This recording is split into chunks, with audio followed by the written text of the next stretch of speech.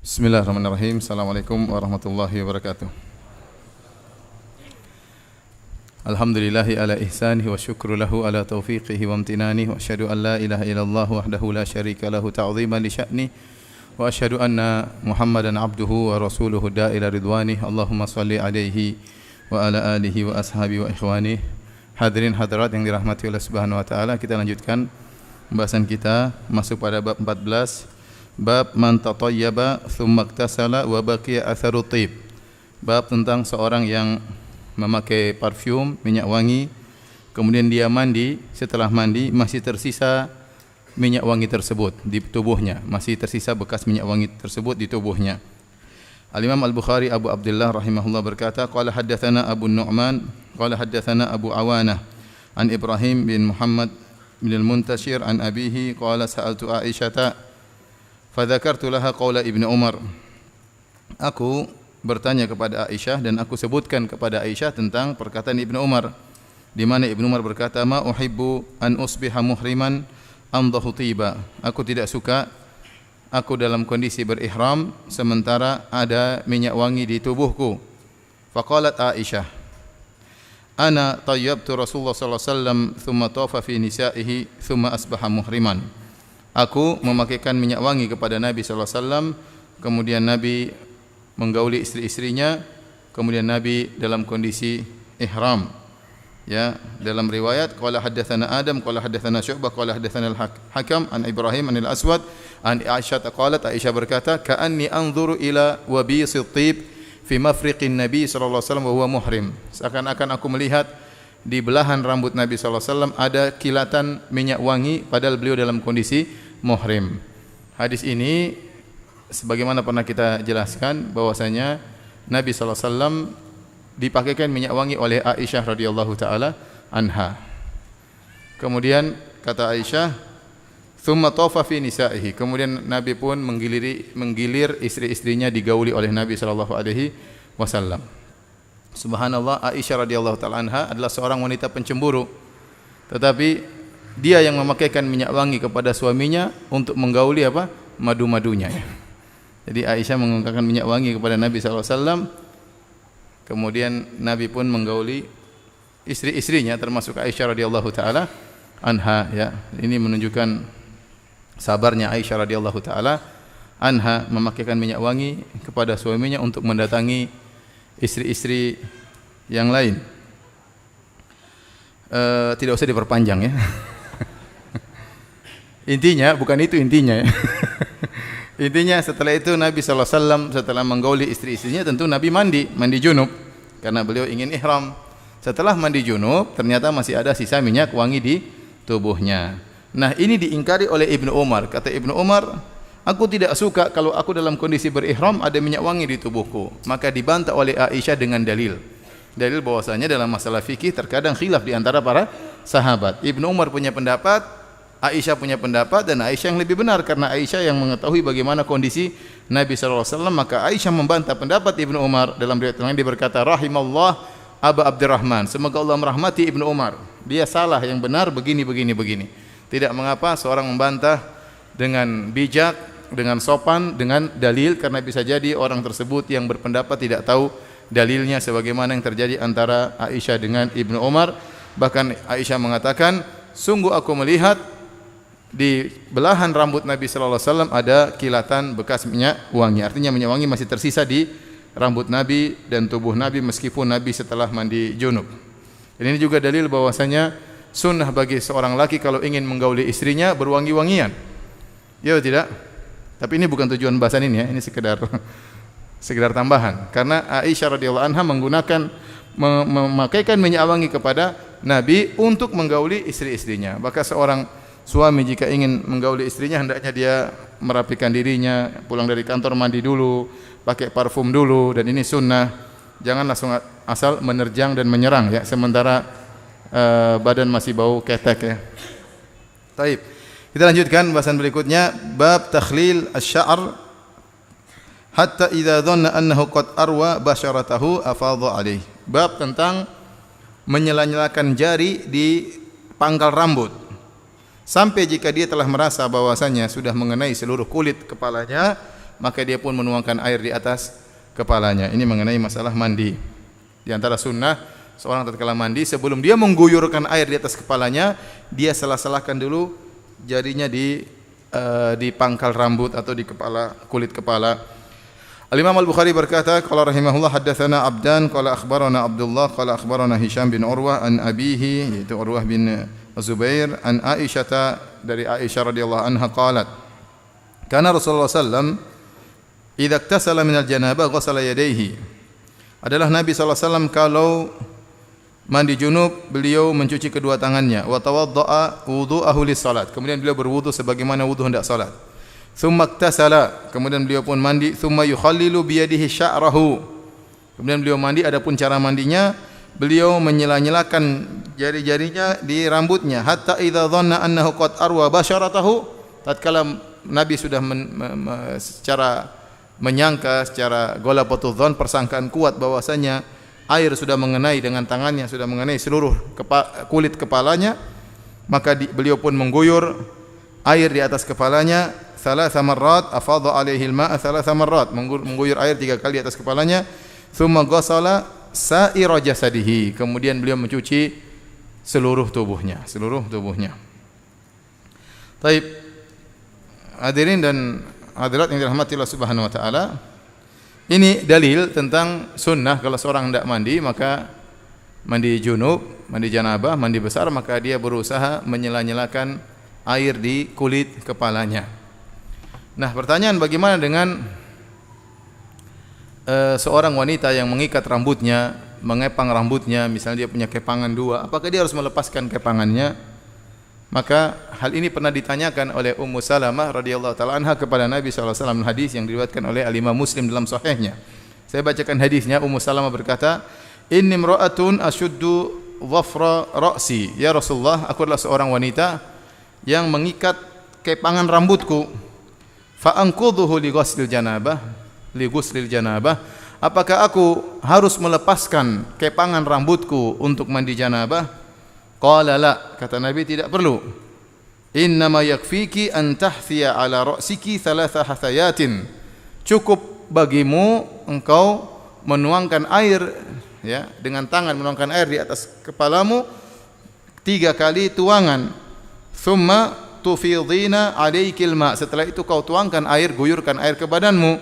Fatathurin, maka kau sudah suci. Di sini maka ada khilaf di kalangan para ulama bagaimana dengan wanita yang mengepang rambutnya. Intinya wallahu a'lam bishawab, pendapat jumhur ulama ya, bahwasanya jika ternyata kepangan tersebut ya tidak terlalu kuat sama sekali, masih ada sela-selanya, air masih bisa masuk ke dalam kulit kepala, kalau diguyur maka tidak perlu dilepas kepangan tersebut. Kecuali kepangannya sangat kuat sehingga kemungkinan besar air tidak masuk ke kulit kepala, maka harus dibuka. Tetapi secara umum kepangan rambut wanita tidak begitu kuat, sehingga kalau diguyurkan air di atas kepalanya akan mengenai apa? Akan mengenai kulit kepala.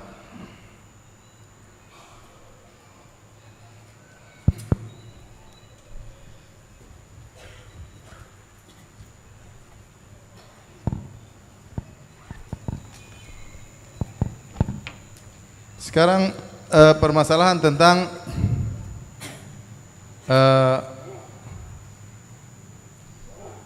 mencuci rambut, ya. Rambut kepala. Hadis-hadis yang datang semuanya tentang kulit kepala. Tentang apa? Kulit kepala. Karena Nabi SAW memasukkan jari-jarinya untuk basyaratahu, yaitu kulit kepalanya. Itu yang Nabi fokus untuk terkena air.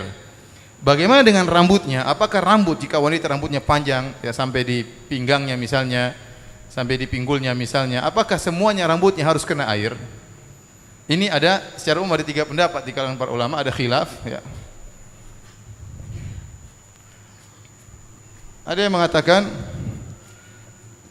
harus seluruh rambut harus ikut mandi. Yaitu harus basah. Harus basah. Dicuci.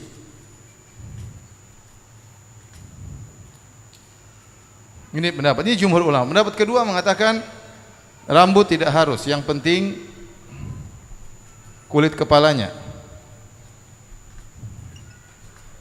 Dan ini qaul dari, ini satu pendapat riwayat dari Imam Ahmad.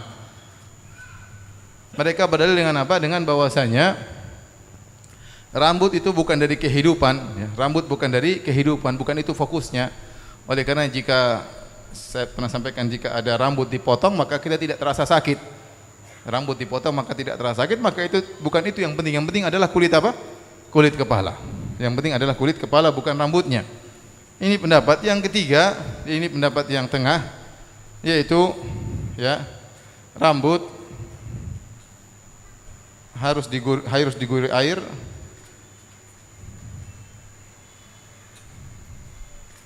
Akan tapi cukup rambut yang di kepala, artinya yang menutupi kepala. Ini rambut yang panjang tidak harus, rambut yang lebih daripada itu tidak harus. Ini seorang punya rambut sampai di kaki misalnya, gimana? Apakah semua dia cuci? Enggak, yang penting cuma rambut yang di kepala. Wallahu a'lam bishawab, ya. Sekarang air banyak di sekitar, alhamdulillah, tinggal apa? Tinggal guyur saja, ya. Mending kita basahi rambut seluruhnya, ya.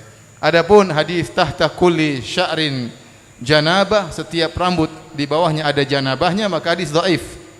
Ada hadis dhaif. Sebagian orang tatkala baca hadis ini, dia ada rambut yang jatuh dia ambil, dia cuci juga, ya. Kalau rambutnya yang gugur dia ambil, dia mandikan juga rambutnya. Hadis tersebut hadis dhaif. Tahta kulli sya'rin janabah, yang artinya setiap di bawah rambut ada janabah. Di situ dhaif. Jadi intinya untuk ibu-ibu, perhatian di sini, ibu-ibu, kalau mandi ternyata mereka mengepang rambutnya. Kalau kepangannya biasa saja,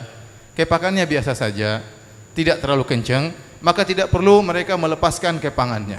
Cukup menuangkan air di atas kepala 3 kali, biar air mengalir di sela-sela kepang sehingga masuk di mana? Di sela-sela di kulit rambut kepala, maka itu sudah cukup. Tidak perlu kepangnya dibuka. Kecuali kata para ulama, kalau kepangnya sangat kuat sehingga air kalau ditumpah nggak bisa masuk dalam. Namun itu saya rasa jarang ada kepangan seperti itu, ya.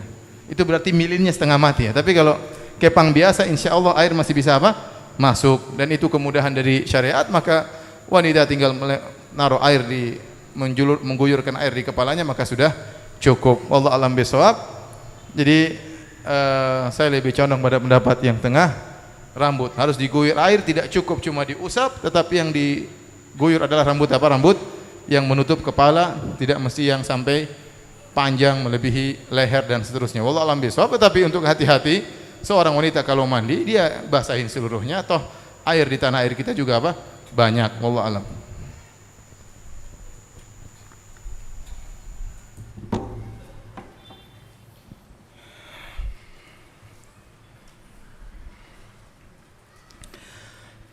Kita lanjutkan hadis berikutnya.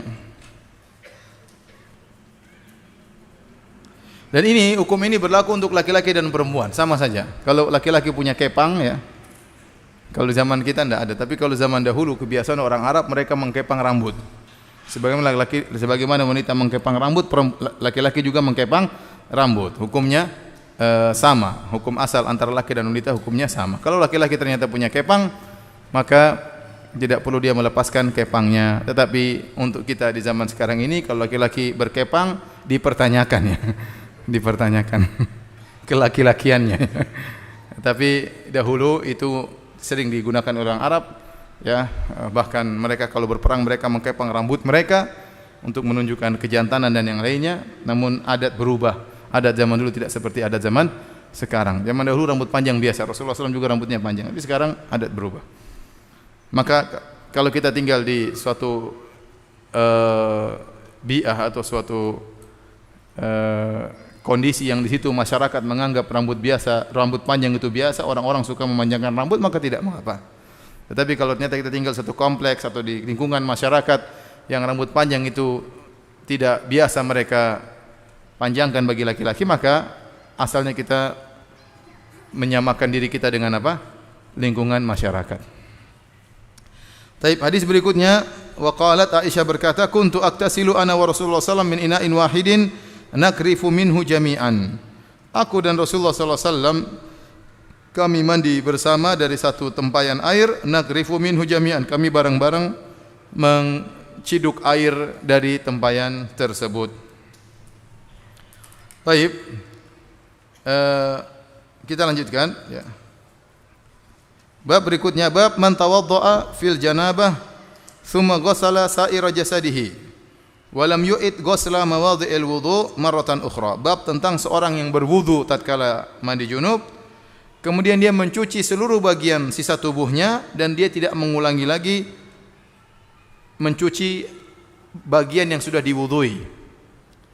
Jadi maksudnya Imam Bukhari bagaimana? Maksudnya kalau seorang mau mandi junub, dia berwudu dulu. Berwudu, tangannya sudah basah, mukanya sudah basah, ya, kemudian kakinya sudah basah, rambutnya baru diusap. Ya, berarti dia harus basahkan lagi apa? Rambutnya. Karena rambutnya belum dicuci. Kalau wudu rambut cuma dia apa? Diusap. Dan namanya mandi lain dengan mengusap. Maka tidak cukup hanya sekedar mengusap. Maka dia cuci, Rasulullah SAW mencuci kepalanya, wajahnya tidak perlu lagi karena tadi sudah dicuci waktu wudu. Tangannya tidak perlu lagi karena tangannya sudah dicuci tadi tatkala wudu. Paham? Tinggal badannya yang belum kena air, itu yang dikenakan air. Ingat zaman dahulu air cuma sedikit, apalagi Nabi SAW hanya mandi dengan satu sa'. Maka tidak perlu kita membasahi tangan kedua kali, tidak perlu kita membasahi wajah kedua kali, tidak harus. Ya, kalau mau diulang lagi enggak ada masalah, air banyak. Tetapi apakah harus? Jawabannya tidak harus. Sudah cukup dengan wudu yang pertama kali. Al-Imam Al-Bukhari berkata, qala hadatsana Yusuf bin Isa qala akhbarana Al-Fadl bin Musa qala akhbarana Al-A'mash an Salim an Quraib maula Ibni Abbas an Ibni Abbasin an Maimunah radhiyallahu anha qalat, dari Maimunah istri Nabi sallallahu alaihi wasallam beliau berkata, wada'a Rasulullah sallallahu alaihi wasallam wudu'al janabati. Rasulullah sallallahu meletakkan air untuk mandi junub, fakafa'a biyaminihi ala yasarihi marratain aw thalathan. Kemudian Nabi menuangkan tempat air tersebut, memiringkan dengan tangan kanannya sehingga air tertuang ke tangan kirinya 2 kali atau 3 kali. Tsumma ghassala farjahu. Artinya Nabi tuangkan, kemudian Nabi mencuci kemaluannya, Nabi cuci lagi, tuangkan lagi, cuci kemaluannya dengan tangan kiri, Nabi tuangkan lagi ketiga kali, mencuci tangan dengan tangan kirinya kemaluannya. Tsumma daraba yadahu bil ardi. Kemudian Nabi mengusapkan tangan kirinya di tanah, awil haid atau di tembok, marratain aw thalathan, sekali atau 2 kali. Tsumma matmadha wastanshaqa. Kemudian Nabi berkumur-kumur dan menghirup air, itu Nabi berwudu. Wa ghassala wajhahu wa idra'aihi. Kemudian Nabi mencuci wajahnya dan mencuci kedua tangannya. Tsumma afadha ala ra'sihil ma'. Di sini Nabi tidak mengusap kepalanya tapi langsung apa? Mencuci kepalanya, ya. Mencuci kepalanya. Tsumma ghassala jasadahu. Kemudian Nabi mencuci badannya, memandikan badannya. Tsumma tanaha. Kemudian Nabi berpindah sedikit, faghasala rijlaihi. Kemudian Nabi mencuci kedua kakinya karena tadi Nabi waktu wudu belum mencuci apa? Kedua kakinya. Fa ataituhu bi khirqatin falam yuridha. Aku bawakan kain semacam handuk dan Nabi tidak menginginkan handuk tersebut. Fa ja'ala yanfudul ma' bi yadihi. Kemudian Nabi mengebaskan tangannya, air dari tangannya demikian. Di sini hadirin dan hadirat yang rahmatillah subhanahu wa ta'ala, fikih yang diambilkan oleh Imam Bukhari di hadis ini bahwasanya kalau seorang tatkala di awal mandi dia berwudu, maka bagian anggota tubuhnya yang sudah dicuci tidak perlu dicuci kedua kali. Tidak perlu dicuci kedua kali. Tadi Nabi contohkan, Nabi berwudu, cuci tangan, Nabi berkumur-kumur, menghirup air, Nabi mencuci muka, Nabi mencuci kedua tangan. Ini semua sudah kena wudu. Yang belum apa? Tinggal kepala sama kaki. Karena kaki kalau kepala diusap tidak bermanfaat buat mandi. Kepala hanya diusap tatkala apa? Wudu. Maka Nabi tidak perlu mengusap kepala, beliau langsung apa? Mandikan kepalanya. Kemudian terakhir karena kakinya belum dimandikan, maka kemudian Nabi baru terakhir memandikan atau mencuci kedua kakinya. Jadi anggota tubuh yang tadi yang sudah terkena air wudu tidak perlu dimandikan lagi. Cuma sisa tubuh yang lain. Faham? Dan inilah konsekuensi dari pernyataan Maimunah, ya, atau pernyataan Aisyah. Beliau berkata, "Tsumma ghassala sa'ira jasadihi." Kemudian Nabi mencuci sa'ira. Sa'ira dalam bahasa Arab artinya sisa bagian tubuh yang lain. sisa bagian tubuh yang lain. Ini isyarat bahwasanya tidak dicuci kembali tangan dan wajah karena sudah diwudukan tadi. Tapi kalau kita ya tinggal gebiar ya karena air banyak ya. Ini kalau air sedikit ikut cara Nabi sallallahu alaihi wasallam. Baik. Dalilnya, buktinya Nabi sallallahu alaihi wasallam terakhir baru mencuci kedua kakinya. Berarti kedua kakinya tadi belum kena air. Kedua kakinya belum kena air. Tapi kita lanjutkan hadis berikutnya, bab idza dzakara fil masjid annahu junubun kharaja kama huwa wa la yatayammam. Bab tentang jika seorang ingat di masjid dia dalam kondisi junub, maka dia keluar sebagaimana kondisinya dan tidak perlu tayammum. Tidak perlu tayammum. Maksudnya apa? Maksudnya seorang di masjid dia ingat, aduh, saya lagi junub. Ya sudah, apa yang dia lakukan? Tidak perlu tayammum. Ya sudah, pulang mandi baru balik lagi. Ini yang dialami oleh Nabi sallallahu alaihi wasallam. Kita dengarkan hadisnya. Qala hadatsana Abdullah bin Muhammad, berkata Imam Al-Bukhari telah menyampaikan kepada kami Abdullah bin Muhammad qala hadatsana Utsman bin Umar qala akhbarana Yunus an Az-Zuhri an Abi Salamah an Abi Hurairah, dari Abu Hurairah radhiyallahu anhu. Hadis ini dari Abu Hurairah. Qala uqimatis salat, telah diiqamatkan salat. Jadi qad qamatis salat, qad qamatis salat. Sudah mau salat. Wa uddilatis sufuf, setelah qamat salat kemudian saf diluruskan. Saf diluruskan. Sunnahnya demikian. Bukan saf lurus dulu baru qamat ya. Sebagian tempat saya lihat mereka berdiri dulu, safnya lurus dulu baru qamat. Sunnahnya enggak, qamat dulu baru kemudian saf diluruskan. Uddilatis sufufu qiyaman, maka orang-orang sudah berdiri kemudian saf diluruskan. Fa kharaja ilaina Rasulullah sallallahu alaihi wasallam. Rasulullah sallallahu pun keluar dari rumahnya menuju tempat imam untuk memulai salat. Falamma qama fi musallahu, tatkala Nabi sudah berdiri di tempat salat, dzakara annahu junub, maka Nabi ingat beliau masih junub. Padahal sudah apa? Qamat. Beliau ingat beliau masih junub. Faqala lana, maka Nabi berkata, makanakum, tetap jangan pergi situ. Makanakum artinya ilzamu makanakum, tetap di situ kalian. Thumma raja'a, kemudian Rasulullah pulang, faktasala, Rasulullah SAW mandi junub. Thumma kharaja ilaina, Rasulullah SAW mungkin buru-buru balik lagi, wa ra'suhu yaqtur, sementara air masih menetes dari kepalanya, dari rambutnya. Fakabbara, kemudian Allahu Akbar. Fassallaina ma'ahu, kami pun salat bermakmum di belakang Nabi sallallahu alaihi wasallam. Kenapa Imam Bukhari membuat bab seperti ini? Jika seorang ingat di masjid dia ternyata junub, maka dia keluar begitu saja ya, dan tidak perlu tayamum. Kenapa? Karena ada pendapat sebagian salaf mengatakan kalau dalam kondisi seperti ini tayamum supaya tidak ketinggalan salat. Namun dibantah oleh Imam Al-Bukhari, bukan tayamum, air ada, kenapa harus tayamum? Maka yang dilakukan adalah pergi mandi dan balik lagi, dan itu yang dilakukan oleh Nabi sallallahu alaihi wasallam. Hadis ini menjelaskan di antara faedah hadis ini yaitu pentingnya ta'dilus sufuf, yaitu taswiyatus sufuf, meratakan saf. Jadi tatkala imam hendak takbir maka saf diperhatikan harus diratakan. Apakah imam yang melakukannya atau ada yang disuruh oleh imam untuk meratakan saf? Mungkin dia tugaskan 2 orang, 3 orang, ratakan saf, tidak jadi masalah. Yang penting saf diratakan. Kemudian ini juga dalil bahwasanya kalau ada hajah terkadang antara qomat dan pelaksanaan salat bisa ada jeda yang cukup lama. Karena Nabi sallallahu alaihi wasallam ternyata beliau junub, kemudian beliau mandi dulu, dan mandi kalau sesuai dengan sunnah ya mungkin siapkan air dulu, kemudian mandi dulu, kemudian baru pakai baju lagi, ya butuh 5-10 menit. 10 menit. Jadi antara iqamat dengan pelaksanaan salat bisa sekitar 10 menit. Dan para sahabat sabar menanti kedatangan Rasulullah sallallahu alaihi wasallam. Ini juga dalil bahwasanya Rasulullah SAW mungkin lupa, terkadang Allah sengaja membuat Nabi lupa agar ada syariat. Bagaimana jika orang lupa? Ya, Nabi mengatakan innama ana bashar ansa kama tansaun. Sungguhnya aku hanyalah manusia, aku lupa sebagaimana kalian lupa. Fa idza nasitu fadzakkiruni. Kalau aku lupa maka ingatkanlah aku. Maka Nabi dalam beberapa kondisi Nabi pernah lupa. Supaya bagaimana syariatnya kalau orang lupa diajarkan, karena Nabi diutus sebagai manusia biasa agar kita bisa mencontohinya. Dan di antara konsekuensi dari manusia terkadang apa? Lupa. Oleh karenanya kita tahu kalau lupa begini bagaimana hukumnya, kalau lupa begini bagaimana hukumnya. Bahkan Nabi SAW pernah ditidurkan oleh Allah Subhanahu wa taala sehingga kesiangan, tidak sholat apa? Subuh. Bangun subuh matahari sudah terbit. Bagaimana? Ya ternyata ada caranya. Kalau orang kesiangan bagaimana? Cara mengqadha sholat diajarkan oleh Nabi. Allah menjadikan Nabi apa? Tertidur, bahkan seluruh sahabat ikut tertidur, tidak seorang pun yang bangun. Agar kita tahu bagaimana syariat orang yang ketiduran ya.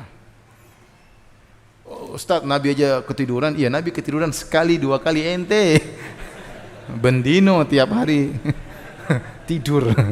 Ya enggak. Baik. Kemudian juga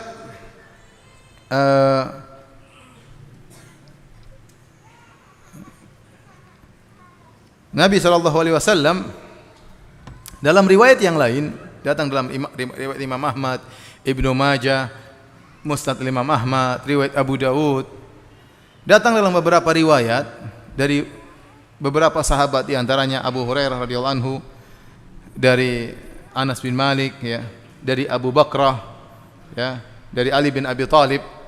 Riwayat-riwayat dhaif, tetapi semuanya menunjukkan pernah ada satu kejadian mirip dengan kejadian ini. Nabi SAW masuk masjid, kemudian para sahabat sudah siap, sudah qomat, kemudian Nabi takbir, Allahu Akbar. Para sahabat takbir. Fakabbarna ma'ahu, Allahu Akbar. Setelah itu Nabi ingat ternyata dia junub sallallahu alaihi wasallam. Maka Nabi berkata, makanakum, tunggu dulu. Nabi mandi. Sahabat tunggu. Nabi mandi, kemudian Nabi balik, kemudian Nabi lanjutkan salatnya. Ini hadis ya datang dalam beberapa riwayat, kemudian ada hadis-hadis marasil juga, sehingga dinilai sahih oleh sebagian ulama karena datang dalam banyak riwayat. Kemudian lemahnya pun tidak terlalu parah sehingga saling mendukung menjadi hadis hasan li ghairihi. Dan ini dipilih oleh An-Nawawi rahimahullahu taala. Beliau mengatakan yang zahirnya ada dua kejadian. Dan ini juga dikatakan oleh Ibnu Hibban. Zahirnya, kenyataannya sepertinya dua kejadian. Kejadian pertama sebagaimana tadi dalam Sahih Al-Bukhari, Nabi ingat beliau junub sebelum takbir. Kejadian kedua, Nabi ingat beliau junub setelah apa? Setelah takbir. Apa yang dilakukan? Nabi mengatakan, tunggu. Tunggu. Kemudian Nabi apa? Mandi. Sahabat nunggu aja. Oh gitu, kita mungkin sudah kacau, sudah apa, udah. Enti maju. Nabi mandi, Nabi balik. Nabi balik, kemudian Nabi Allahu Akbar. Nabi bertakbir Allahu Akbar, kemudian Nabi melanjutkan salatnya. Ya. Dari sini kemudian para ulama membahas tentang fikih. Apa fikih yang bisa diambil? Fikih yang bisa diambil, kalau ternyata makmum tidak tahu imamnya berhadas, maka tetap salat makmum sah. Saya ulangi. Ya. Jadi ada kondisi begini. Imam mengimami salat. Imamnya ternyata berhadas. Muhdits, dia berhadas, entah wudunya batal atau dia dalam kondisi junub. Jadi imam. Ya. Ada dua kondisi. Imamnya lupa kalau dia junub dan dia salat. Mungkin terjadi, mungkin. Bisa jadi dia habis duhur berhubungan dengan istrinya, kemudian dia lupa mandi, kemudian dia tidur, bangun asar langsung dia pergi salat. Kemungkinan terjadi ya. Allahu Akbar, Assalamualaikum warahmatullahi wabarakatuh. Saya tadi junub. Nah, bagaimana dengan salatnya makmum karena imamnya apa? Tidak sah ya. Maka kata para ulama, kalau ternyata imamnya tidak tahu dia dalam kondisi junub, maka salat makmum sah. Ini kondisi pertama. Kondisi kedua, imamnya tahu dia berhadas tapi dia nekat terus. Contohnya dia salat Allahu Akbar, mungkin salat Id, ramai sekali Allahu Akbar, tahu-tahu takbir kelima Allahu Akbar, dia kentut. Aduh. Dia mau batalkan enggak enak, ini orang ramai sekali. Kemudian dia lanjutkan. Kata dia urusan Allah Subhanahu wa taala. Dia lanjutin salat. Karena kalau dia batalin bisa fitnah, bisa ramai. Dia melihat maslahat yang besar, dia lanjutkan. Bagaimana dengan salat makmum? Imamnya tahu dia batal tapi dilanjutkan, tapi makmum tidak tahu kalau imamnya dalam kondisi apa? Batal. Pendapat yang rajih dalam mazhab Syafi'i, tetap salatnya makmum sah. Salat makmum hanya tidak sah kalau dia tahu imamnya batal dan dia ikut, itu baru tidak sah. Paham? Jadi kondisi yang tidak sah kalau makmum tahu imamnya tidak sah dan dia nekat ikut, berarti salatnya tidak sah. Tapi kalau makmum tidak tahu imamnya tidak sah, salatnya tetap sah. Dalilnya apa? Dalilnya tadi. Jadi Nabi SAW, Allahu Akbar, para sahabat takbir Allahu Akbar. Rasulullah SAW tunggu, Rasulullah SAW mandi. Kemudian Rasulullah SAW balik, para sahabat masih melanjutkan sholatnya tadi. Rasulullah ulang Allahu Akbar. Tapi para sahabat masih melanjutkan takbiratul ihram yang pertama. Faham? Sehingga dalil bahwasanya kalau imam tidak sah tapi makmum tahu, tetap sholat makmum apa? Sah. Faham? Paham tidak? Baik.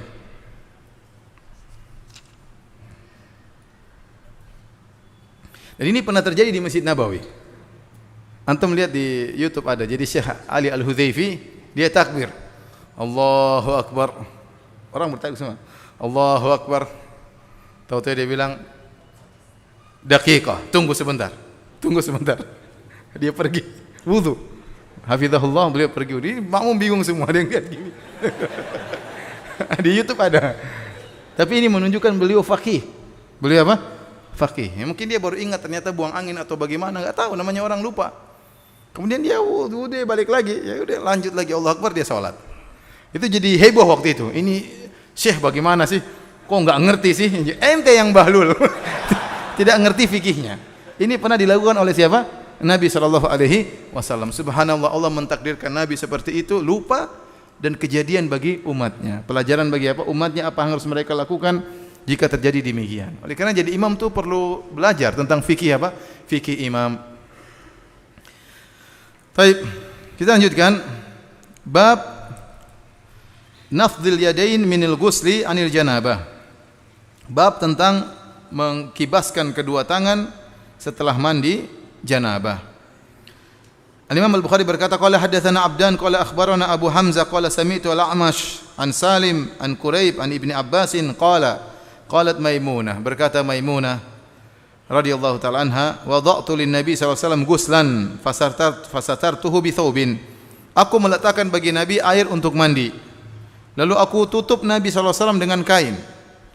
Wa sabba alaihi ala yadayhi faghasalahuma. Maka Nabi pun menuangkan air ke kedua tangannya. Nabi mencuci kedua tangannya. Tsumma sabba bi yaminihi ala shimali. Kemudian Nabi menuangkan air dengan tangan kanannya ke tangan kirinya. Faghasala farjahu. Ya, faghasala farjahu. Ya, dari sini dia tahu pertama kali mandi cuci dulu kedua tangan. Setelah cuci kedua tangan baru kemudian mencuci apa? Kemaluan dengan tangan kiri. Fadaraba bi yadihi al-ardha famasaha. Kemudian Nabi menggosokkan tangannya di tanah. Ya, tsumma ghasalaha. Kemudian Nabi mencuci tangannya setelah digosokkan. Famat madha wastanshaqa wa ghasala wajhahu wa dhira'ihi. Kemudian Nabi berkumur-kumur, Nabi menghirup air di hidungnya, istinsyak. Kemudian Nabi mencuci wajahnya dan kedua tangannya. Tsumma sabba ala ra'sihi. Kemudian Nabi sallallahu alaihi wasallam menuangkan air di atas kepalanya, wa afadha ala jasadihi. Kemudian Nabi mencuci seluruh tubuhnya.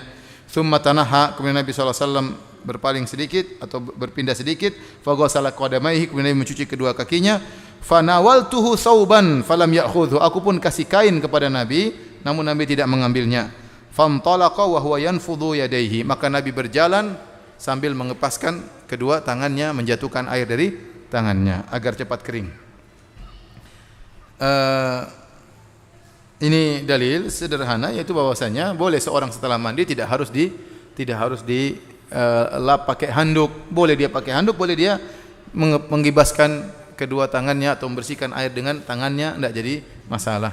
Sebagaimana pernah kita bahas, tidak dikatakan sunnah tidak pakai handuk dan tidak dikatakan sunnah pakai handuk. Sebagaimana pendapat yang kuat, perkaranya bebas, terserah mana yang lebih baik bagi orang yang sedang mandi. Kalau musim dingin sebaiknya dia segera pakai handuk. Kalau musim tidak dingin terserah dia.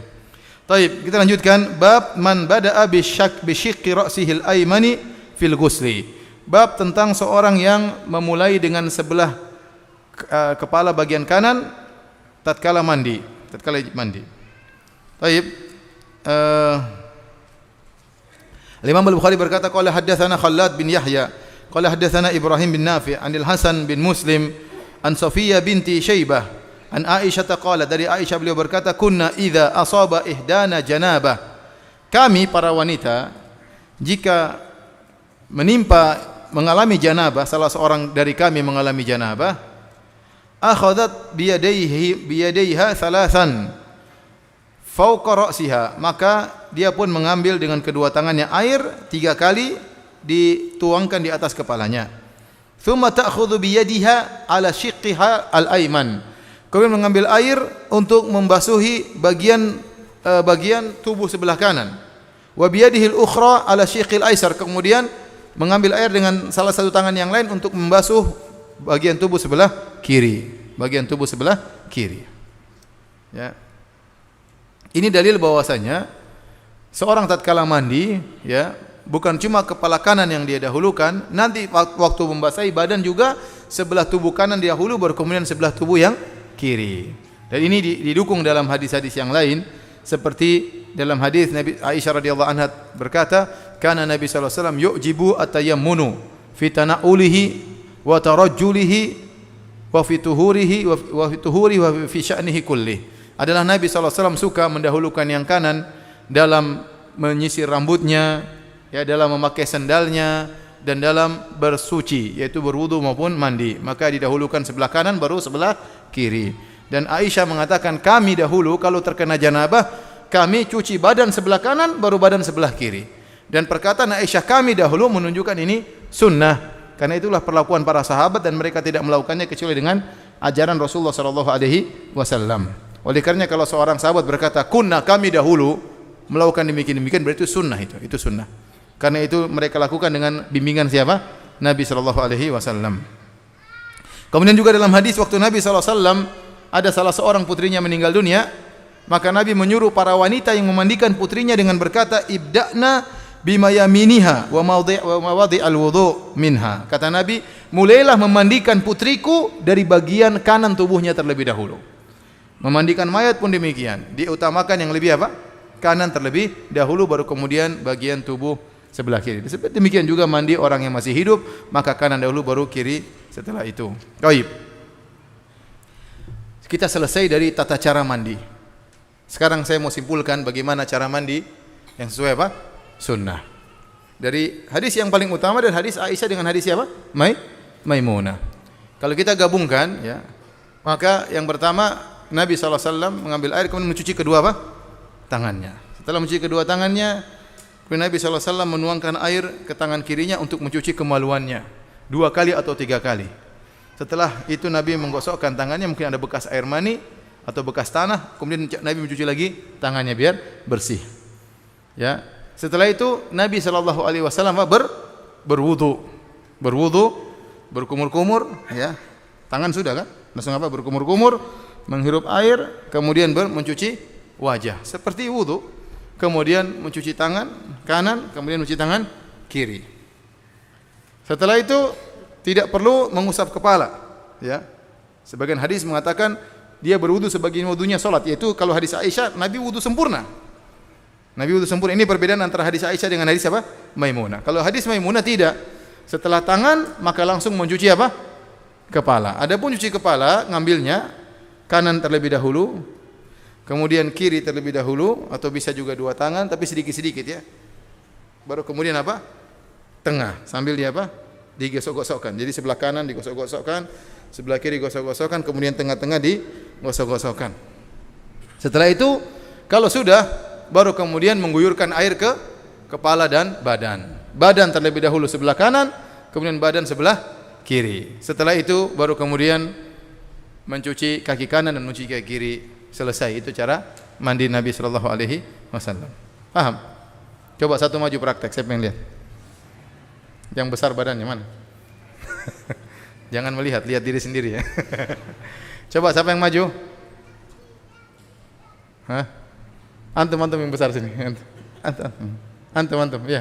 Jangan lihat belakang, antum. Ya. Sini. Coba. Ya, praktekkan. Hadap ke depan, ya. Cara mandi junub. Masuk WC dulu, baca doa. Bismillah, ya. Ya, sudah. Terus habis itu cuci tangan dulu duanya. Kedua tangan cuci dulu. 2 tangan, ya, sudah. Terus habis itu tumpah ke tangan kiri, cuci kemaluan. Berapa kali? 2-3 kali. Kemudian gosok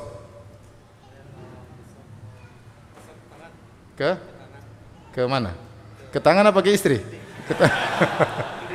Ke dinding, ya. Kalau kita enggak perlu karena kita pakai apa? Sabun. Sudah enggak perlu lagi gosok-gosok karena sudah pakai apa? sabun. Terus setelah itu ya bersihkan lagi, terus berwudu. Langsung kumur, enggak usah tangan lagi, langsung apa? Langsung kumur, hidung, terus wajah dulu ya. Wajah, terus habis wajah kanan dulu, kanan. Wudu kan masih kanan, tangan kanan, kemudian tangan apa? Tangan kiri. Setelah itu kepala kanan, kepala kiri, terus tengah-tengah. Setelah itu gosok-gosok dulu. Gosok-gosok, sudah. Badan dulu belum, badan kanan, badan kiri. Terus kaki kanan, kaki kiri. Terus sayang andoknya mana gitu. Ya, sudah. Oke, jazakallahu khair. Ya. Insyaallah sudah ingat ya. Ini sunnah. Seandainya seorang langsung bismillah jebur ke kolam keluar sah ya. Tetapi ini sunnahnya demikian. Sunnahnya ini istilahnya wudu mandi junub yang terbaik seperti itu. Kita berusaha mandi sesuai dengan cara Nabi sallallahu alaihi wasallam. Taib.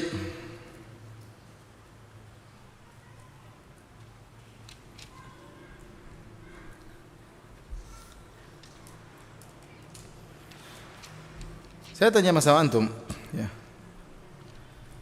Waktu Aisyah berkata, "Tsumma ghassala sa'ira jasadihi," kemudian setelah Nabi berwudu, setelah menggosok-gosokkan kulit kepalanya, kemudian Nabi menyuci seluruh anggota tubuhnya. Ada kemungkinan enggak Nabi kemudian mencuci atau kemaluannya lagi untuk kedua kalinya? Ada kemungkinan ya. Karena anggota tubuh sudah enggak, tetapi sisa tubuh Nabi cuci lagi. Bisa Nabi alirkan air saja karena namanya mencuci tidak harus menggosok. Menggosok itu lebih baik tapi tidak harus. Tapi ada kemungkinan Nabi menyentuh kemaluannya lagi. Oleh karena sebagian ulama berpendapat hadis ini menunjukkan menyentuh kemaluan tidak membatalkan apa? Wudu. Ini pendapat sebagian ulama. Karena kalau seorang sudah berwudu kemudian dia ingin mencuci dulu tubuhnya lagi, dia pasti apalagi air cuma sedikit, dia akan menggosokkan air ke kemaluannya. Tapi ini cuma zon, persangkaan tidak jelas. Yang jelas menyentuh kemaluan itu ada khilaf di kalangan para ulama membatalkan wudu atau tidak. Sebagian ulama mengatakan membatalkan, sebagian ulama mengatakan tidak karena dua hadis yang seakan-akan kontradiktif. Sebagian ulama menjamakkan kalau dia menyentuh kemaluannya kemudian dia berhasrat baru batal. Kalau dia menyentuh kemaluannya ternyata tidak berhasrat maka tidak membatalkan wudu. Berdasarkan hadis Thalq bin Ali, Nabi mengatakan innama huwa bat'atun minka. Itu hanyalah bagian dari tubuhmu, tidak ada bedanya kau sentuh kemaluan dengan bentuk tanganmu, tidak ada bedanya. Selama tidak berhasrat maka tidak membatalkan wudu. Tapi kita lanjutkan hadis berikutnya. Bab man iktasala uryanan wahdahu fi khalwatin wa man tasattara fatasatturu afdal. Bab tentang seorang yang mandi dalam kondisi telanjang sendirian. Fi khalwah, tidak ada yang lihat. Dan tentang orang yang mandi dalam kondisi tertutup badannya, maka mandi dalam kondisi tertutup itu lebih afdal, lebih afdal. Wa qala Bahaz an abi an jaddihi an Nabi sallallahu alaihi wasallam. Dari hadis Bahaz dari ayah dari kakeknya, Nabi sallallahu alaihi wasallam berkata, Allahu ahaqqu an yustahya minhu minan nas. Allah lebih utama untuk dia malui daripada dia malu kepada manusia. Hadis Bahaz bin Hakim, hadisnya begini. Qultu, kakeknya berkata, ya Nabi Allah, auratuna ma na'ti minha wa ma nadhar. Ya Rasulullah, aurat kami mana yang harus kami jaga dan mana yang kami biarkan, ya. Maka kata Nabi sallallahu alaihi wasallam, ihfaz aurataka illa min zaujatik. Kata Nabi, jagalah auratmu kecuali dari istrimu. Artinya tidak mengapa terbuka di hadapan istrimu. Au ma malakat yaminuk, atau budak wanitamu, tidak mengapa karena budak wanita halal untuk digauli oleh majikannya. Qultu ya Rasulullah, ahaduna idza kana khalian. Ya Rasulullah, bagaimana kalau kita sendirian? Bolehkah kita tidak berpakaian? Tidak ada yang lihat. Qala Allahu ahaqqu an yustahya minhu minan nas. Allah lebih utama untuk kau malui. Maka janganlah kau telanjang sendirian, ya. Ini hadis dibawakan oleh Imam Al-Bukhari dengan hadis muallaq, ya, tidak disebutkan sanadnya secara lengkap, tapi dengan sigat majzum, ya, seakan-akan hadis ini disahihkan oleh Imam Al-Bukhari. Kemudian Al-Bukhari punya pendapat, beliau mengatakan kalau seorang mandi telanjang boleh, tetapi kalau berpakaian lebih afdal. Kenapa beliau berpendapat demikian? Karena ada hadis-hadis yang menunjukkan bolehnya mandi telanjang. Ya. Bolehnya mandi telanjang. Di antaranya hadis-hadis tentang Nabi mandi sebelumnya, banyak hadis-hadis ya menunjukkan Nabi SAW mandi telanjang dan dilihat oleh istrinya. Nah, tapi bagaimana kalau mandi telanjang sendirian tanpa istri? Ini kan jadi begini, kalau antum mandi telanjang sama istri nggak ada masalah. Nabi mandi telanjang sama siapa? Aisyah radhiyallahu taala anha. Kemudian tadi juga Nabi mengatakan buka auratmu di hadapan istrimu nggak ada masalah. Ya. Tetapi yang jadi masalah kalau sendirian. Bagaimana kalau sendirian tidak ada istri, tidak ada yang lain? Nah, tidak ada keperluan untuk telanjang. Hukumnya kata Imam Al-Bukhari boleh antum mandi sendirian telanjang, ya. Tetapi kalau berpakaian lebih baik. Adapun kenapa lebih baik berdasarkan hadis Bahas bin Hakim tadi yang kita sebutkan, kata Nabi SAW, Allah lebih utama untuk kau malui kalau kau telanjang sendirian. Adapun yang membolehkan mandi telanjang, hadis-hadis di antaranya hadis kisah tentang Nabi Musa alaihissalam. Saya bacakan hadisnya. Qala haddatsana Ishaq bin Nasr, qala haddatsana Abdul Razzaq an Ma'mar an Hammam bin Munabbi an Abi Hurairah an Nabi sallallahu alaihi wasallam qala. Dari Nabi sallallahu alaihi wasallam beliau berkata, Kanat Banu Israel yaktasiluna uratan. Adalah Bani Israel dahulu mereka mandi telanjang rame-rame bareng-bareng. Yanzuru ba'dhum ila ba'dhin, mereka saling melihat di antara mereka. Ini syariat mereka seperti itu dahulu. Wa kana Musa yaktasilu wahdahu. Adapun Nabi Musa alaihissalam dia mandi sendirian. Tidak gabung sama Bani Israel yang lain. Faqalu, maka mereka mengejek Nabi Musa, kata mereka, wallahi ma yamna'u Musa an yaktasila ma'ana illa annahu adar. Tidaklah Musa alaihissalam mandi bersama kita, dia mau mandi sendiri. Kenapa? Karena dia malu, karena dia punya penyakit adar. Dia itu adar. Adar itu biji kemaluannya membesar. Jadi murid-muridnya Nabi Musa, sahabat-sahabat Nabi Musa menuduh Nabi Musa tidak mau mandi sama mereka karena dia punya penyakit apa? Udur, yaitu penyakit biji kemaluannya membesar. Fadhahaba marratan yaktasiru, dan ini celaan bagi Nabi Musa. Nabi Musa cuek aja ya. Nabi Musa cuek aja. Ini antara salah satu sebab turun firman Allah Subhanahu wa taala, ya ayyuhalladzina amanu la takunu kalladzina adzau Musa fabarra'ahu Allahu mimma qalu wa kana indallahi wajiha. Wahai orang beriman, janganlah kalian seperti orang-orang yang menyakiti Musa dengan perkataan mereka, yaitu mereka mengatakan Musa punya penyakit di sekitar kemaluannya. Fabarra'ahu Allahu mimma qalu, maka Allah mensucikan, membersihkan Nabi Musa dari tuduhan mereka. Wa kana indallahi wajiha, dan Nabi Musa punya kedudukan yang mulia di sisi Allah. Nah, bagaimana cara Allah membersihkan Nabi Musa dari tuduhan tersebut? Maka suatu hari Nabi Musa mandi, fawadha'a thawbahu ala hajarin, kemudian dia meletakkan bajunya di atas batu. Fafarral hajaru bi thawbi, tahu-tahu batunya lari, kabur. Batu itu jalan. Jadi Nabi Musa mungkin turun di sungai, taruh baju di batu, batunya kabur dan Musa telanjang. Musa telanjang. Fajamaha Musa fi ithrihi, maka Nabi Musa kejar batu tersebut. Yaqul, Nabi Musa berkata, "Thawbi ya hajar." "Wei batu, bajuku jangan bawa lari." Bajuku. Batunya enggak mau berhenti, dia lari terus. Jalan terus, bergerak, entah gimana cara larinya, yang jelas dia bergerak.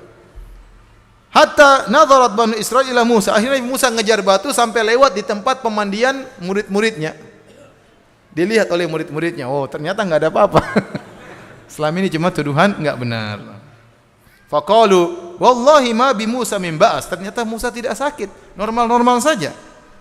Wa akhadha thawbahu, maka Nabi Musa pun mengambil bajunya, dia dapat batu tersebut. Fatafiqa bil hajari dharban, maka dia pun pukul batu tersebut. Faqala Abu Hurairah radhiyallahu anhu berkata, wallahi innahu lanadabun bil hajari sittatun aw sab'un darban bil hajar. Nabi Musa pukul 6 kali atau 7 kali, dan setiap pukulannya membekas di batu tersebut. Masya Allah, kuat sekali Nabi Musa.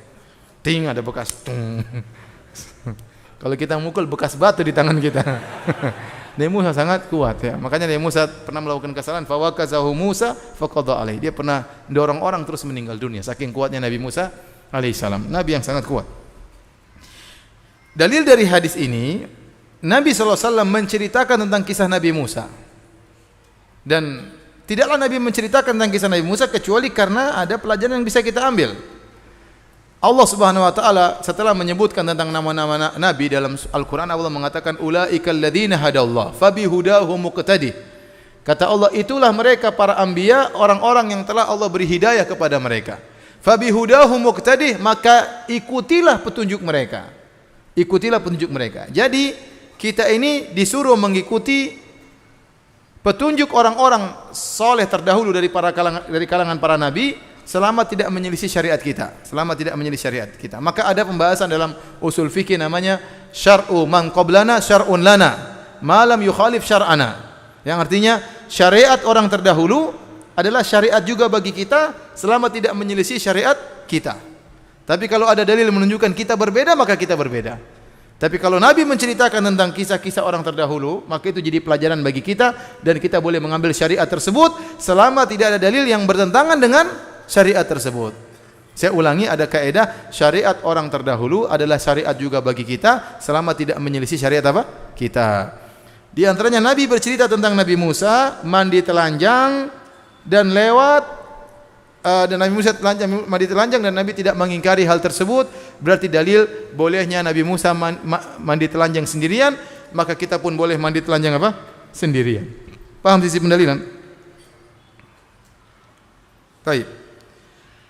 Adapun hadis tadi Bahz bin Hakim, maka dibawa kepada yang afdal seorang mandi tidak telanjang. Tetapi mandi telanjang boleh sebagaimana dicontohkan oleh Nabi Musa alaihissalam. Dan hadis Bahz bin Hakim, ya, kata Nabi SAW, ya, jangan buka auratmu kecuali kepada istrimu atau kepada budak wanitamu. Ini dalil bahwasanya lelaki tidak boleh melihat aurat lelaki yang lain. Dia hanya membuka auratnya kepada istrinya.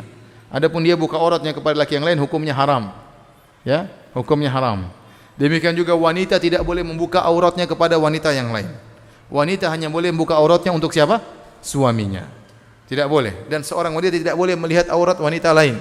Seorang laki juga tidak boleh melihat aurat lelaki yang lain, ya. Maka tidak diperbolehkan. Dan aurat kita tahu yaitu dari pusar sampai ke lutut. Ini aurat yang mukhaffafah, yang mughalladhah, yaitu kemaluan, ya. Dari pusar sampai kemaluan, maka itu yang dari sekitar kemaluan, maka itu sama sekali tidak boleh dilihat. Ya. Azan kah? Taib, silakan azan baru kita lanjutkan. Kita lanjutkan pengajian kita. Tadi dalil yang pertama yang dibawa oleh Imam Al-Bukhari tentang boleh mandi telanjang sendirian, ya. Saya ulangi, sendirian. Kalau sama istri enggak ada masalah karena Nabi mencontohkan dengan Aisyah radhiyallahu taala anha. Tapi kalau kita sendirian, maka yang afdal kita berpakaian, kita membasahi tubuh, tidak telanjang bulat sebagaimana bahasa kita, ya, tapi ada bagian yang tertutup, ya. Misalnya bagian bawah kita tutup, yang atas terbuka ada masalah. Tetapi seandainya pun telanjang sama sekali tidak berpakaian juga tidak mengapa. Dalil pertama kisah Nabi Musa alaihissalam. Dalil kedua kisah Nabi Ayub alaihissalam. Al-Imam Al-Bukhari berkata, wa an Abi Hurairah radhiyallahu ta'ala anhu anin Nabi sallallahu alaihi wasallam qala, dari Nabi sallallahu alaihi wasallam beliau berkata, baina Ayyubu yaktasilu uryanan, tatkala Ayub sedang mandi telanjang sendirian. Sedang mandi telanjang. Fa kharra alaihi jaradun min dhahab, tiba-tiba ada jarad, yaitu belalang dari emas yang jatuh menuju beliau. Faja'ala Ayyubu yahtathi fi thawbi, maka Ayub pun mulai menampung belalang-belalang yang terbuat dari emas tersebut. Namanya emas biasanya langsung jatuh demikian, tapi Allah Maha Kuasa, Allah menjadikan emas tersebut dalam bentuk apa? Belalang, sehingga jatuhnya dengan perlahan bisa disambut oleh apa? Ayub alaihissalam sambil menampungnya dengan bajunya. Fanadahu rabbuhu, maka Rabbnya berkata kepadanya, yaitu Allah Subhanahu wa taala, ya Ayyub, wahai Ayyub, alam akun agnaituka amma tara, bukankah aku telah memberi engkau kecukupan, tidak perlu lagi dengan apa yang kau lihat. Maksudnya tidak usah perlu sibuk untuk ngumpulin belalang dari emas. Maka kata Nabi Ayyub alaihissalam, qala bala wa izzatika, tentu ya Allah, apa yang kau berikan kepadaku sudah cukup demi keperkasaan engkau. Walakin lagi nabi an barakatik, tetapi aku tidak pernah merasa puas dengan keberkahan darimu. Tidak pernah aku merasa puas dengan keberkahan darimu. Kata Imam Al-Bukhari, rawahu Ibrahim an Musa bin Uqbah an Safwan bin Sulaim an Atha bin Yasar an Nabi Hurairah an Nabi sallallahu alaihi wasallam. Itu sanadnya. Ini dalil bahwasanya Ayub pernah mandi telanjang sendirian. Makanya diceritakan oleh Nabi. Kalau tidak boleh tentu Nabi akan komentar, tetapi Ayub salah. Tetapi Nabi tidak komentar, menunjukkan itu hal yang diperbolehkan, mandi telanjang sendirian. Dan kemudian Allah melihat Nabi Ayub mandi telanjang, dan Allah berbicara dengan Nabi Ayub sementara dalam kondisi telanjang. Dia mengambil bajunya untuk mengumpulkan belalang emas yang berjatuhan. Maka Allah berkata, wahai Ayub, bukankah aku sudah beri kau kecukupan, kenapa masih ngumpulin emas terus? Kata Nabi Ayub, benar, engkau sudah beri aku kecukupan, tapi aku tidak pernah merasa puas dengan keberkahan darimu. Kata para ulama yang dalil, seorang boleh mengumpulkan harta sebanyak-banyaknya dengan syarat dia mencari keberkahan. Maksudnya apa? Harta tersebut untuk dia infakkan di jalan Allah, untuk dia berikan kepada fakir miskin, untuk dia gunakan sebagai dana dakwah, untuk bangun masjid, tidak apa-apa. Berarti tujuan dia bukan dunia. Adapun seorang yang mengumpulkan harta untuk dunia, untuk memperbesar rumahnya, memperbanyak mobilnya, maka ini bukan orang yang zuhud, bukan orang yang zuhud. Adapun Nabi Ayub alaihissalam, tatkala mengumpulkan emas tersebut, dia ingin keberkahan dari emas tersebut. Artinya untuk dia infakkan di jalan Allah Subhanahu wa taala. Kita punya teman-teman yang bekerja luar biasa, ya, bekerja ngantor tiap hari, cari uang, tapi uangnya memang dia infakkan di jalan Allah Subhanahu wa taala. Maka orang seperti ini baik bagi Islam. Kita butuhkan orang-orang seperti ini, ya, karena mereka mengumpulkan uang bukan untuk diri mereka sendiri, tapi untuk juga dakwah, untuk bangun masjid, untuk membantu anak yatim, maka tidak mengapa dan dia masih dikatakan zuhud. Yang tidak zuhud adalah orang yang mengumpulkan harta sebanyak-banyaknya untuk perkara-perkara yang mubah. Mobilnya sekian, rumahnya sekian, boleh, tapi itu bukan zuhud namanya. Bukan zuhud namanya. Wallahu alam bisawab. Baik, demikian saja kajian kita. Insyaallah kita lanjutkan pada pekan depan. Yang bertanya kita coba jawab pertanyaannya. Ustaz, bagaimana hukumnya orang yang melakukan salat sunnah ba'diyah dan ingin berpindah tempat tapi dengan cara menyuruh orang yang sedang berzikir yang ada di sampingnya untuk bergeser atau bertukar tempat dengan dia agar dia dapat melaksanakan salat sunnah ba'diyah dengan cara berpindah tempat. Hadis tentang berpindah tempat setelah solat sunnah, hadisnya diperselisihkan, sebagian ulama mendhaifkan, sebagian ulama mensahihkan. Kalau dia sahih, maka ada cara berpindah, tidak harus ke kanan, tidak harus ke kiri, bisa ke depan dikit, bisa mundur dikit, tidak harus kanan kiri. Kemudian kalau kita mempindah kanan kiri, kita lihat kalau teman kita sudah saling memahami, ya, sudah sama-sama begitu saling memahami pindah, maka tidak apa-apa. Tapi kalau teman kita tidak ingin dipindahkan, jangan ente paksa pindahkan. Kalau dia, ya sudah jangan dipaksa. Sunnah pindah. Ente menggeser tuh enggak sunnah. Ya, tapi kalau dia sudah saling mengerti, dia pindah. Kalau dia tidak mau, ente bisa maju dikit, ente bisa mundur dikit, enggak ada masalah. Tidak harus pindah kanan, pindah kiri. Ya. Saya sering sampaikan bahwasanya ini di Masjid Nabawi tidak diterapkan. Ya, tidak diterapkan hal ini. Mereka biasanya sholat sunnah di tempat mereka salat. Tetapi bagi yang mensahihkan hadis ini, maka silakan diterapkan dengan tetap menghargai sunnah yang lain, yaitu orang yang sudah punya tempat, dia lebih utama untuk menempati tempat tersebut. Tidak punya hak kita untuk memindahkan dia, kecuali dia saling mengerti, tidak ada masalah. Ini tadi ada orang bikin surat panjang, intinya minta maaf kepada saya bilang saya maafkan ya. Antum-antum yang mungkin punya salah sama saya, pernah mencela saya karena tidak tahu atau yang lainnya, sengaja maupun tidak sengaja, maka lupakan saja, saya sudah maafkan. Tidak usah tulis surat panjang ya.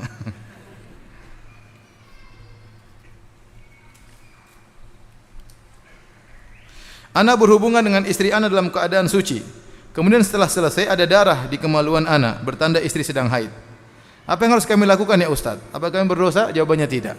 Yang penting waktu antum menjimai, antum yakin dia masih dalam kondisi apa? Bersih. Artinya hukum asalnya dia bersih. Ya, setelah antum berhubungan ternyata ada darah, maka itu tidak ketahuan antum tidak tahu, maka antum tidak berdosa. Ya, ya kecuali kalau antum tahu dia dalam kondisi haid, antum nekat, maka itu yang salah ya.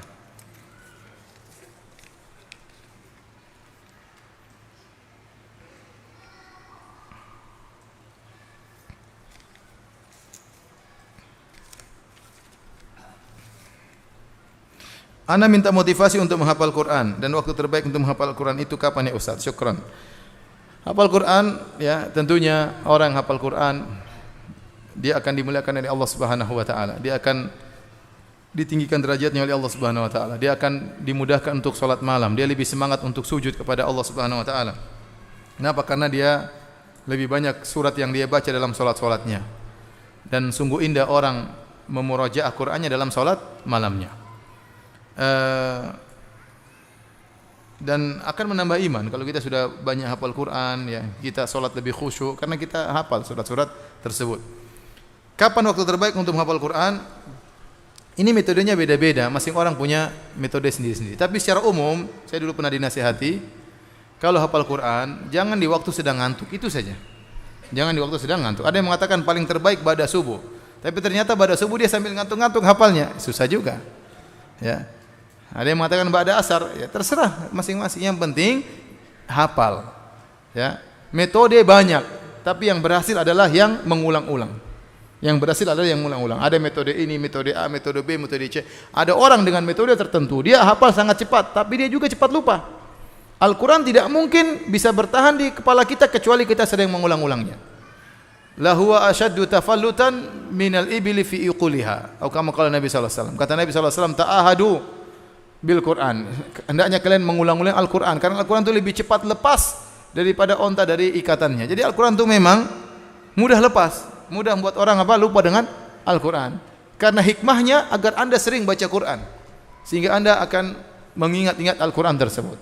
Beda dengan kalau lagu kita baca sekali dua kali sudah hafiz. Hafiz lagu ya. Kadang sudah bertahun-tahun kita sudah lupa, tinggal di satu nada, kemudian kita murojaahnya mudah sekali. Itu dari setan ya. Tapi kalau Al-Quran ada hikmahnya, kita harus mengulang-ulang. Mengulang-ulang menunjukkan orang hafal Quran itu orang mulia karena dia telah berjuang untuk bisa menghafal surat-surat tersebut. Dan jangan cukup cuma di situ. Kalau sudah mulai menghafal, mulailah belajar bahasa Arab, kemudian mulailah belajar tafsir. Karena seorang baru bisa merasakan kelezatan Al-Quran setelah dia mengetahui tafsir dari ayat-ayat tersebut. Boleh tidak tahu tafsiran ayat tersebut, ada kelezatan tapi tidak sebagaimana kelezatan yang dirasakan oleh seorang yang mengetahui makna dan kandungan surat yang dia hafal. Wallahu a'lam bishawab.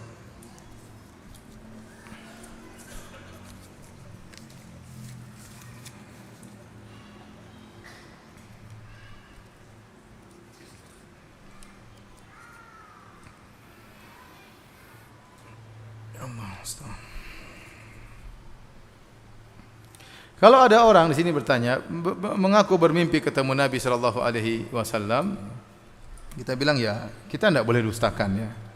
Tetapi itu tidak menunjukkan dia benar atau salah ya. Ya, tetap kita harus menilai amalan dia, perkataan dia sesuai dengan Al-Quran atau Sunnah atau tidak. Seorang mengaku bermimpi kepada Nabi tidak menjadikan kemudian dia di atas kebenaran. Dan terlalu banyak orang mengaku mimpi ketemu Nabi, bahkan bukan mimpi ketemu Nabi, lihat Nabi dalam kondisi terjaga. Ya, sebagaimana viral dalam sebagian dai-dai yang mengaku bertemu langsung dengan Nabi sallallahu alaihi wasallam, bukan yang sekedar mimpi. Jadi itu tidak menjadikan kemudian perkataan dia menjadi seorang yang maksum, ya, tidak terluput dari kesalahan, tetap aja. Saya tahu ada orang pendusta dan mengaku mimpi ketemu Nabi. Dan saya tahu dia dusta. Ya. Ya, tapi tidak boleh saya generalkan ya, masing-masing. Yang saya tahu saya tidak akan kabarkan kepada antum. Tetapi kalau ada orang ngaku ketemu Nabi, ya silakan, tidak apa-apa. Mungkin itu kebahagiaan dia rasakan. Apakah benar itu tidak, urusannya dengan Allah Subhanahu wa taala, tapi tidak menjadikan kemudian bahwasanya dia benar. Kalau begitu semua orang akan ngaku saya ketemu Nabi, berarti dia benar, manhajnya benar, berarti akidahnya benar. Ya, tentu tidak ya. Bisa jadi orang bermimpi ketemu Nabi kemudian malah jadi riya, menjadi ujub, bisa jadi. Kita enggak tahu ya. Ya. Oleh karenanya seorang merasakan kebahagiaan tersebut bermimpi dengan Nabi, tapi jangan menjadikan dia menjadi seorang yang ujub. Wallahu a'lam bishawab. Ustaz, bolehkah seorang wanita mandi junub tanpa keramas? Karena istri menolak berhubungan dengan alasan badan masuk angin karena sering keramas. Bapak-bapak, bertakwalah kepada Allah ya. Lihat situasi kondisi istri ya. Jadi rambut harus diguyurkan ya. Nabi SAW tadi mengguyurkan air di atas apa? Rambutnya. Tetapi tidak harus keramas pakai sampo. Tapi rambut basah, kepala harus apa? Basah tadi. Kulit kepala harus basah. Tapi tidak harus pakai sampo. Tidak harus pakai sampo. Kalau pakai sampo ternyata bikin masuk angin, enggak usah pakai sampo ya.